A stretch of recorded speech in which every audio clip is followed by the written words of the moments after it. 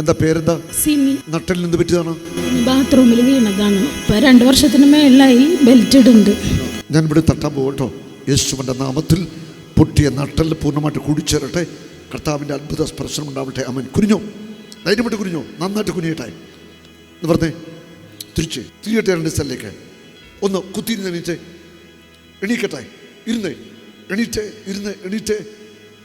നടുവിന് വേദനയുണ്ടോ ഇപ്പോൾ? ഇല്ല, വേദനയില്ല. കരമടിച്ചു കർത്താവിനെ സ്തുതിക്കട്ടെ. നന്നായിട്ടൊന്ന് കരമടിച്ചേ. യേശു അവനിവിടെയുണ്ട്. അവന്റെ മുറിവിൽ സൗഖ്യമുണ്ട്. അത്ഭുതങ്ങൾ ഇവിടെ നടക്കും.